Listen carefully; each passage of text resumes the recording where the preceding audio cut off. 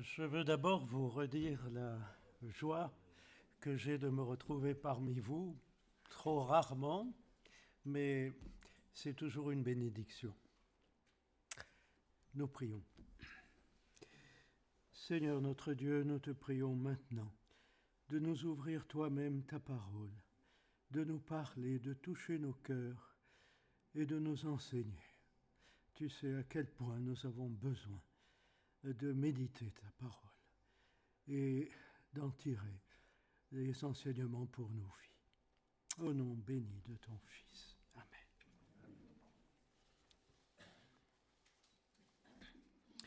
Je vais vous faire parcourir un peu les Écritures aujourd'hui, comme souvent.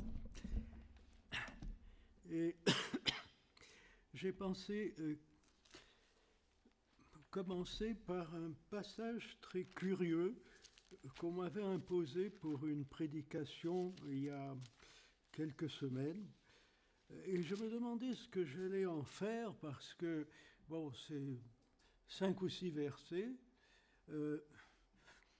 peu inspirants, et j'étais un peu perdu. Alors j'ai crié au Seigneur, j'ai dit, mais enfin Seigneur, viens à mon secours, je ne sais pas, je ne sais pas que faire. Et bon, le Seigneur est intervenu, comme toujours, dans sa grâce, et je lui en suis reconnaissant parce que, à partir de ce passage, qui est un contre-exemple, à partir de ce contre-exemple, ça m'a permis de montrer ce que le Seigneur recherche dans nos vies, ce qu'il veut faire dans nos vies.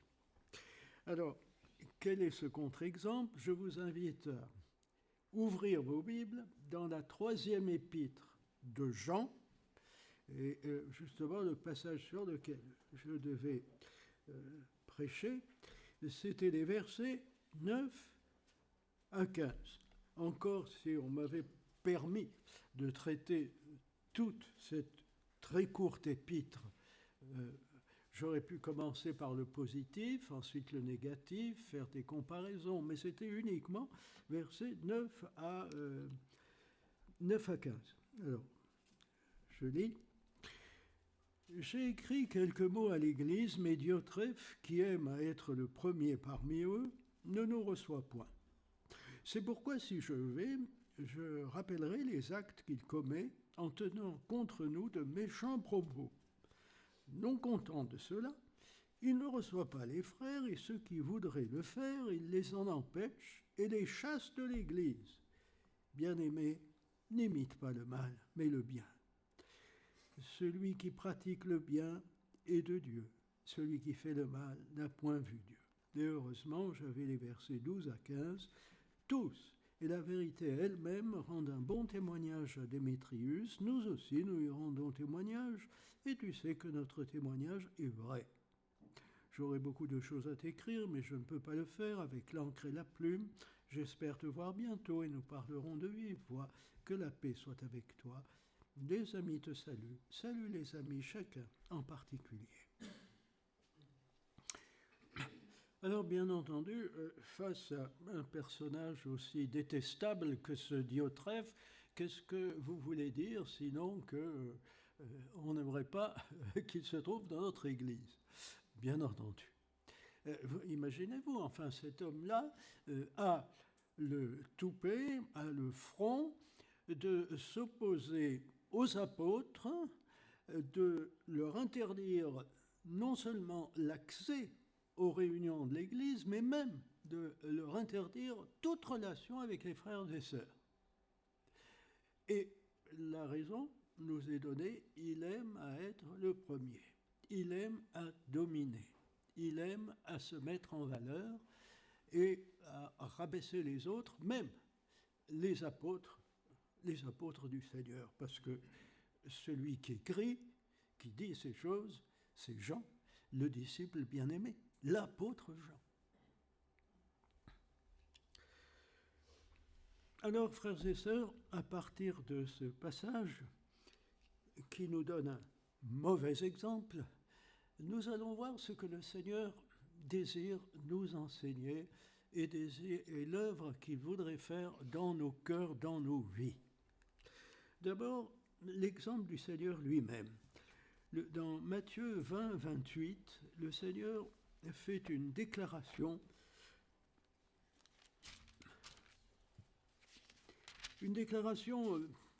on pourrait dire révolutionnaire, étonnante.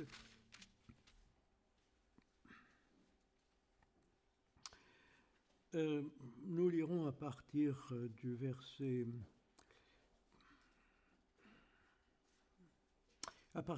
25. Donc, Matthieu 20, à partir du verset 25. Jésus les appela et dit, « Vous savez que les chefs des nations les tyrannisent et que les grands les asservissent. Il n'en sera pas de même au milieu de vous. Mais quiconque veut être grand parmi vous, qu'il soit votre serviteur. Et quiconque veut être le premier parmi vous, qu'il soit votre esclave. C'est ainsi que le Fils de l'homme est venu, non pour être servi, mais pour servir et donner sa vie comme la rançon de beaucoup ou d'un grand nombre. » Voilà la leçon que le Seigneur veut nous donner. Et il nous donne, et il prêche par l'exemple. Non seulement nous dit-il que nous devons avoir les sentiments d'un serviteur vis-à-vis de son maître dans nos relations les uns avec les autres, mais en plus, il l'a fait lui-même. Et vous savez, le dernier acte qu'il a accompli avant sa passion, Jean 13, il lave les pieds de ses disciples. Vous savez, ils sont entrés tous, les 12 plus le Seigneur, ils sont entrés dans la chambre haute. Et à cette époque, comme on marchait en sandales ou nu-pieds, le plus souvent nu-pieds, dans des rues boueuses, poussiéreuses, dès qu'on entrait dans une maison, un serviteur venait, il vous lavait les pieds. Aucun des disciples n'a jugé qu'il était à lui de laver les pieds des autres. Ils se prenaient tous pour plus importants les uns que les autres. C'est pourquoi ils se sont assis, personne ne lavait les pieds de quiconque. C'est le Seigneur lui-même qui leur a lavé les pieds et il leur dit, c'est ça la leçon, si moi, le Seigneur et le Maître, je vous ai fait ces choses, vous aussi. Et vous remarquez que dans le passage que j'ai lu, dans Matthieu 28, il est question de qui veut être le premier parmi vous, qu'il soit votre esclave. Et dans le cas de Diotrephe, le contre-exemple, il veut être le premier, et pour cela, il tyrannise les autres. Il a un esprit dominateur et il empêche quiconque de lui faire concurrence. Et vous voyez, non seulement il y a chez cet homme un esprit de domination, une jouissance d'être le plus considéré parmi les frères, mais ensuite, il y a en plus de la jalousie. Il est jaloux même des apôtres, des 12 apôtres. C'est un comble. On ne comprend pas. Mais quand l'orgueil saisit le cœur d'un homme, il est capable d'aller très loin. Et c'est pourquoi le Seigneur nous parle de manière si forte. Celui qui veut être le premier, qu'il soit le serviteur des autres, qu'il soit l'esclave des autres même, dit-il. Et il y a bien des passages dans la parole de Dieu où il est question de cela. Par exemple, dans la première à Timothée, nous reviendrons là-dessus parce qu'il s'agit des exigences du Seigneur pour quiconque veut être un ancien, un responsable dans l'Église.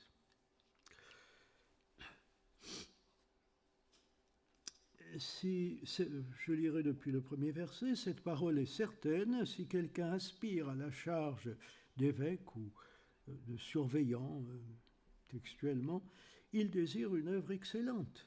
Il faut donc que l'évêque soit irréprochable, mari d'une seule femme, sobre, modéré, réglé dans sa conduite, hospitalier, propre à l'enseignement. Il faut qu'il ne soit ni adonné au vin, ni violent, mais indulgent, pacifique, désintéressé. Et il y a une suite. Mais j'insiste ici, il faut qu'il soit indulgent, qu'il soit pacifique, qu'il soit désintéressé. C'est-à-dire ne pas chercher à diriger l'Église par soif d'une volonté de puissance, par désir de dominer sur les autres, d'être le premier. Ça, c'est un premier point. Et le deuxième point, être indulgent, être pacifique. Pacifique, ne pas se laisser entraîner dans des discussions sans fin, inutiles, ou à essayer de se justifier à tout prix. Vous savez, ce qui décrit le Seigneur dans la prophétie d'Ésaïe 53, c'est qu'il s'est laissé mener comme un agneau muet. Il s'est laissé mener comme un agneau à la boucherie, n'est-ce pas? Il n'a point ouvert la bouche. Ça, c'est ce qui définit l'attitude de notre Seigneur. Il aurait pu protester contre un procès inique. Il aurait pu se défendre. Il aurait pu affirmer ses droits, son statut de fils de Dieu, de Messie, de roi d'Israël. Il ne l'a pas fait, il s'est tu, il s'est laissé faire jusqu'au bout. Et en cela, il nous donne l'exemple suprême. L'exemple que nous aurons toujours du mal à suivre jusqu'au bout. Mais c'est un appel qui nous est adressé pour nos relations les uns avec les autres. Galates 5, verset 13.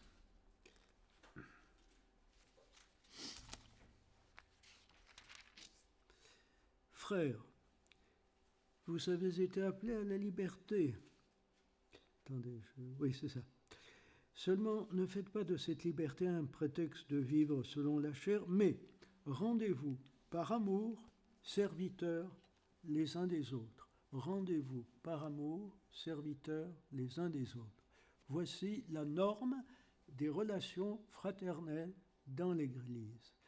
Rendez-vous par amour, serviteurs les uns des autres. Toujours dans l'Épître aux Galates, au chapitre 6, au verset 3, « Si quelqu'un pense être quelque chose, quoiqu'il ne soit rien, il s'abuse lui-même. » Alors là, ça nous remet chacun à notre place. Est-ce que nous prenons pour quelqu'un d'important, pour quelqu'un d'admirable, ou je ne sais. Quoique nous ne soyons rien, alors nous nous trompons nous-mêmes, nous nous abusons nous-mêmes, dit la parole de Dieu. Ce texte est fort, mais ce texte est nécessaire, parce que par nature, nous aimons à nous mettre en valeur, nous aimons à être plus que les autres. Et des fois, par jalousie, nous disons « Pourquoi lui et pas moi? Je le vaux bien. Ou peut-être je suis meilleur que lui. » Est-ce l'attitude d'un serviteur? Est-ce l'attitude de quelqu'un qui aime vraiment son frère, sa sœur? Non, c'est l'attitude d'un Diotrephe. Oui, là, oui, certainement.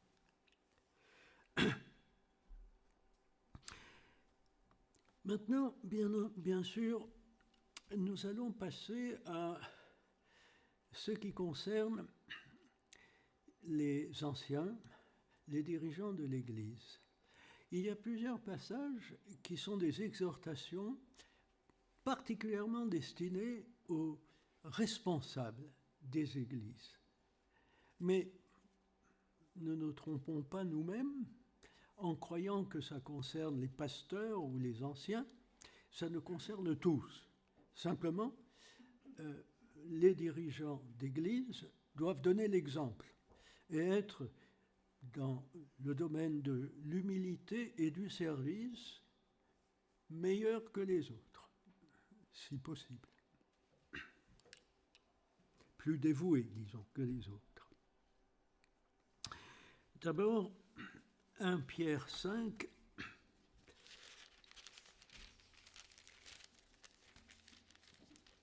où nous avons la première exhortation. Pardon. Voici les exhortations que j'adresse, je lis 1 Pierre chapitre 5 à partir du premier verset. Voici les exhortations que j'adresse aux anciens qui sont parmi vous, moi, anciens comme eux, témoins des souffrances de Christ et participants de la gloire qui doit être manifestée. Je vous fais remarquer, avant d'aller plus loin, que l'apôtre Pierre,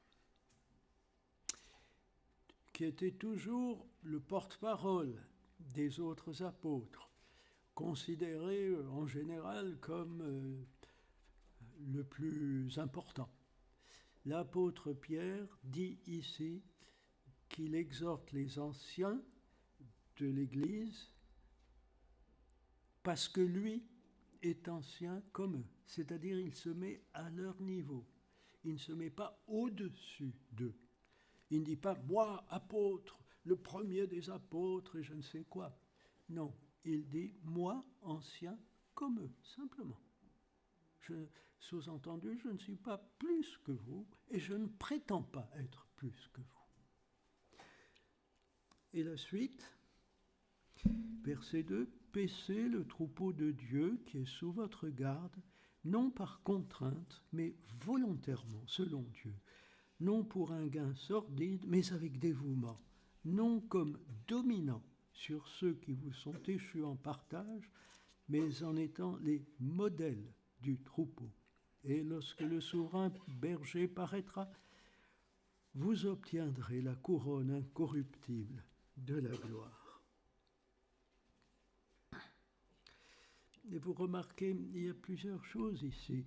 Bien sûr, nous pouvons nous arrêter sur non comme dominant sur ceux qui vous sont échus en partage, mais en étant les modèles du troupeau, parce que c'est exactement ce que n'est pas Diotrephe.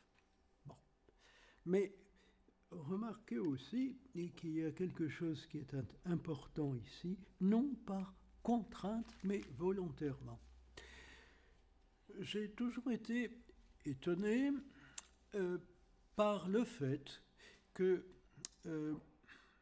la première à Timothée, au chapitre 3, quand il est question des exigences de Dieu pour que quelqu'un puisse être ancien, ça commence par si quelqu'un désire, non plutôt si quelqu'un aspire à la charge d'évêque, il désire une œuvre excellente.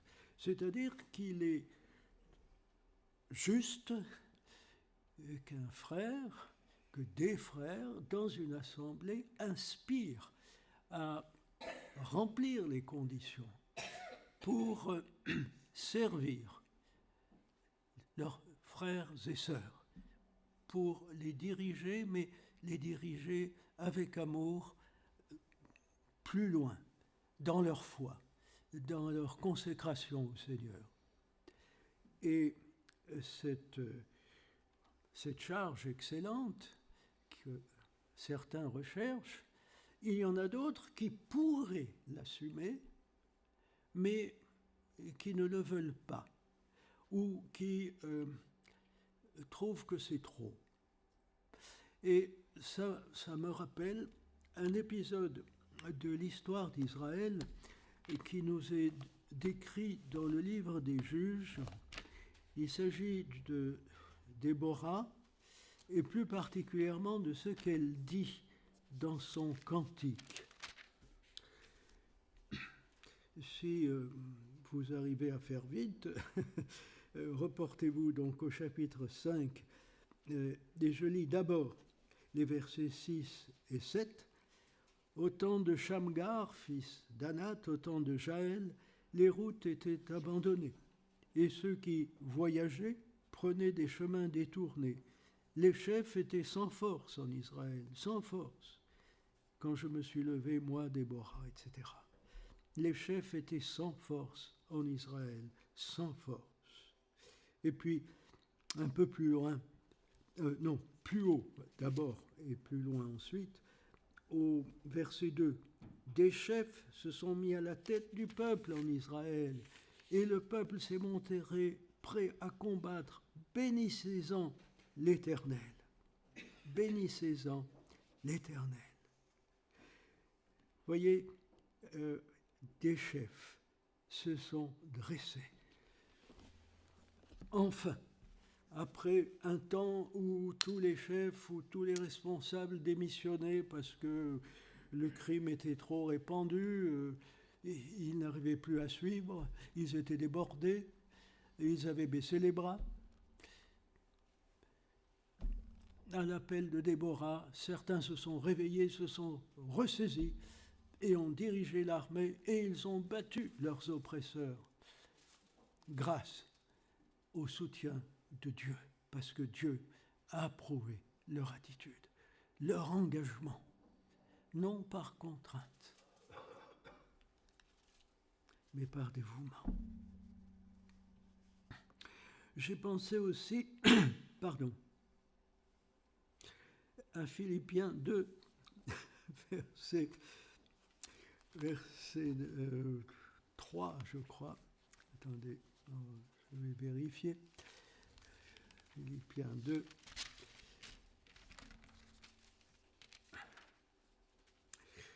Ne faites rien par esprit de parti ou par vaine gloire, mais que l'humilité vous fasse regarder les autres comme étant au-dessus de vous-même. Voyez, une autre recommandation, nous l'avons ici, et elle rejoint des versets que nous avons déjà lus. Comment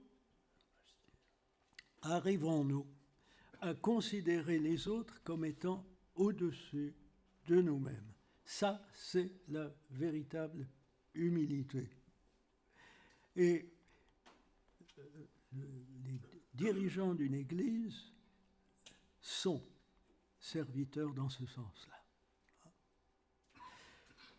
Vous savez,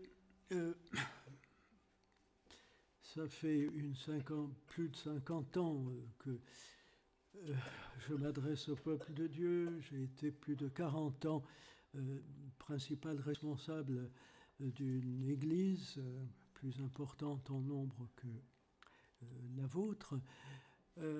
Et j'ai dû apprendre tout au long de ces années à m'abaisser, à servir plutôt qu'à dominer, à considérer les autres comme étant au-dessus de moi-même. Et avec le passage du temps, j'ai aussi dû aller demander pardon aux uns et aux autres à cause de mauvaises attitudes que j'avais eues, de paroles que je regrettais. Ça, c'est l'école de Christ. Et j'ai parlé des anciens, des dirigeants, parce que nous devons donner l'exemple, c'est sûr. Mais ces paroles s'adressent à chacun de nous. Ces paroles s'adressent à chacun de nous. Si vous voulez qu'une Église soit unie, un seul cœur, une seule âme, comme il est dit de l'Église du temps des apôtres, acte 2, acte 5, n'est-ce pas? Ils n'étaient qu'un seul cœur, qu'une seule âme. Si nous voulons éviter des partis, des divisions, des disputes, des récriminations, apprenons d'abord à considérer les autres comme au-dessus de nous-mêmes. Apprenons à être serviteurs des autres, à rechercher leur bien et non pas le nôtre d'abord. Pas notre satisfaction, mais la leur. À Corinthe, vous savez comment les choses se passaient. Il y avait des divisions, il y avait des disputes. Et les uns disaient, moi je suis de Paul, moi je suis d'Apollos, moi je suis de Christ même, enfin bref. Et l'apôtre Paul est indigné, il dit, mais Christ est-il divisé? C'est un scandale. la manière dont vous vous comportez. Mais pourquoi les uns disaient « moi je suis de Paul, moi je suis d'Apollos » simplement parce que les uns admiraient Apollos à cause de son érudition, les autres admiraient Paul parce qu'il avait une révélation profonde de la pensée de Dieu. D'autres disaient non, moi ce sont les évangiles seulement. Enfin, c'est Jésus-Christ, je ne m'intéresse pas aux hommes. Bon, très bien, simplement, même ceux qui ne voulaient pas se glorifier dans des hommes de Dieu, mais seulement de Jésus-Christ, créaient malgré tout une division. Ils se prenaient pour supérieurs aux autres. Les autres, ils suivent des hommes, moi, je suis Jésus-Christ. Non, ce n'est pas la bonne attitude. La bonne attitude, c'est vraiment de dire, moi, je sers mon frère, je sers ma sœur. Moi, je suis le dernier et non pas le premier. Moi, je ne me glorifie pas dans Paul ou Apollos pour me mettre en valeur, pour dire, moi, j'ai reçu l'enseignement le plus élevé, donc je suis d'un statut supérieur à vous autres. Non. Et ça, dans l'église de Corinthe, ils ne l'avaient pas compris. Et c'est pour ça que Paul est tellement sévère vis-à-vis d'eux. Et dans ces 2 lettres, il insiste là-dessus. Et le grand modèle, et là je lirai une traduction très proche, enfin plus fidèle encore que second de l'original grec, c'est Philippiens 2, l'exemple que nous donne le Seigneur. Et il est pour chacun de nous, pas seulement pour les conducteurs spirituels qui doivent être un modèle, c'est vrai, mais pour chacun de nous. À partir du verset 3, non, même avant, je peux lire depuis le premier verset, Philippiens 2, vous le connaissez, « Si donc il y a quelque consolation en Christ, s'il y a quelque soulagement dans l'amour, s'il y a quelque communion d'esprit, s'il y a quelque compassion et quelque miséricorde, rendez ma joie parfaite, ayant un même sentiment, un même amour, une même âme, une même pensée. Ne faites rien par esprit de parti ou par vaine gloire, mais que l'humilité vous fasse regarder les autres comme étant au-dessus de vous-même, que chacun de vous, au lieu de considérer ses propres intérêts, considère aussi ceux des autres. Ayez en vous les sentiments qui étaient en Jésus-Christ, existant de façon permanente en tant que Dieu.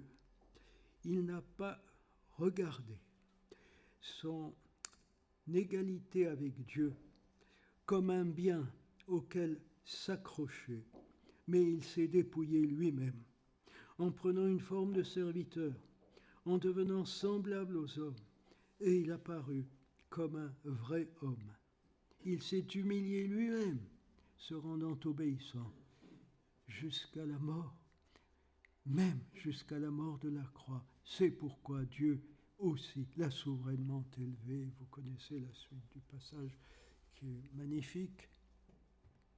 Mais vous avez là l'exemple suprême, l'exemple de notre Seigneur s'humiliant, d'abord en devenant un simple homme, et ensuite en servant les autres. Et il l'a montré, comme je le disais tout à l'heure, de manière éclatante lorsqu'il lave les pieds de ses disciples, une tâche que tous les autres avaient méprisée, avaient trouvée trop humiliante pour eux, mais lui l'a fait. C'est lui qui l'a fait. Et en plus, il a accepté d'être traité comme un malfaiteur sans se défendre. À la suite d'un procès inique, il est mort sur la croix, mais bien entendu, nous savons la valeur de son sacrifice à la croix. Nous savons qu'il est mort pour expier nos péchés. Nous savons que sans le sacrifice de Jésus-Christ à la croix, nous étions perdus. Et qu'il nous a assuré un salut éternel en acceptant de supporter la colère accumulée de Dieu à cause de nos péchés innombrables, d'accepter de supporter cela, lui, le juste, l'innocent et le juste. Ça, nous le savons, frères et sœurs. Mais considérons aussi à quel point il s'est humilié en allant jusqu'à la croix, sans se défendre, sans faire valoir ses droits, mais en se rendant plus que serviteur de nous tous.